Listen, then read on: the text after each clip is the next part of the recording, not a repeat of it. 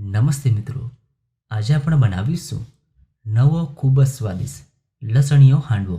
સ્વાદ એવો કે વારંવાર બનાવવાનું મન થશે। તો વિડીયો ગમે તો લાઈક કરજો અને ચેનલને સબસ્ક્રાઇબ કરવાનું ભૂલતા નહીં। તો ચાલો હવે બનાવીએ। લસણીયો હાંડવો બનાવવા માટે આપણે એક બાઉલમાં લઈએ 1 કપ રવો, સાથે 1/4 કપ બેસન અને અડધો કપ દહીં। હવે થોડું થોડું પાણી ઉમેરતા જઈ થીક બેટર બનાવી લઈએ।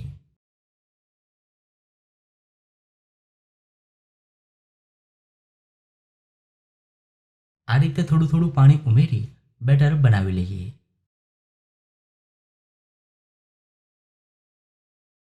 તો બેટર તૈયાર છે।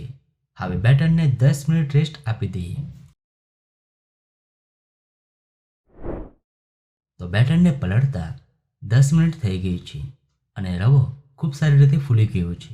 હવે તેમાં બાકીની સામગ્રીઓ ઉમેરી દઈએ। અડધો કપ ઝીણી સમારેલી મેથીની ભાજી, 1/4 કપ ઝીણી સમારેલી લીલી લસણ અને સ્વાદ પ્રમાણે મીઠું ઉમેરી એકદમ સારી રીતે મિક્સ કરી દઈએ। તો આ હાંડવામાં થોડી માત્રામાં આપણે લીલી લસણનો ઉપયોગ કર્યો છે, જેનાથી આ હાંડવાનો સ્વાદ 100 ગણો વધી જશે। હવે તેમાં ઉમેરીશું 2 ટીસ્પૂન લીલા મરચાં આદુ લસણની પેસ્ટ। મરચું તમે સ્વાદ પ્રમાણે વધુ ઓછું ઉમેરી શકો છો।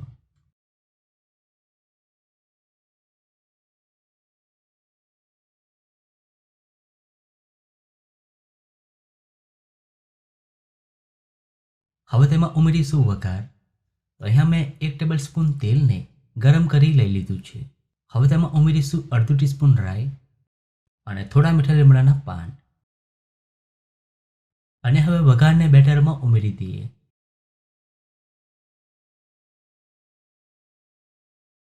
અને હવે મિક્સ કરી દઈએ। આ રીતે બેટરમાં વઘાર ઉમેરવાથી હાંડવો વધુ સ્વાદિષ્ટ બનશે।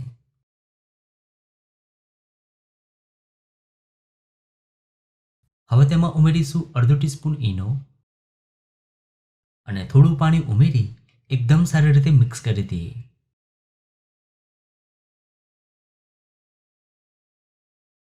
તો હાંડવા માટેનું બેટર તૈયાર છે। એક પેનમાં ઉમેરીશું 1 ટેબલસ્પૂન તેલ, અડધો ટીસ્પૂન રાઈ, થોડા સફેદ તલ અને થોડા મીઠા લીમડાના પાન। હવે ઉપરથી બેટર ઉમેરી દઈએ અને સરખી રીતે ફેલાવી દઈએ।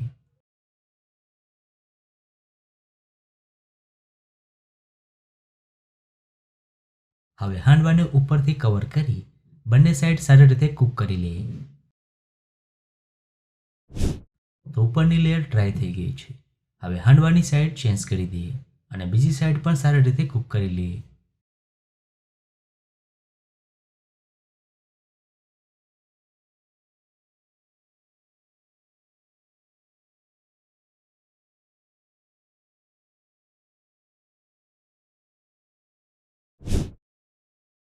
તો તૈયાર છે એકદમ ગરમા ગરમ ટેસ્ટી હાંડવો। જો તમે આ રીતે હાંડવો બનાવશો તો ઘરમાં બધાને ખૂબ જ પસંદ આવશે। ખૂબ જ સરસ હાંડવો બન્યો છે। તો તમને આ હાંડવાની રેસીપી કેવી લાગી? જો રેસીપી ગમી હોય તો વિડીયોને લાઈક અને શેર કરજો।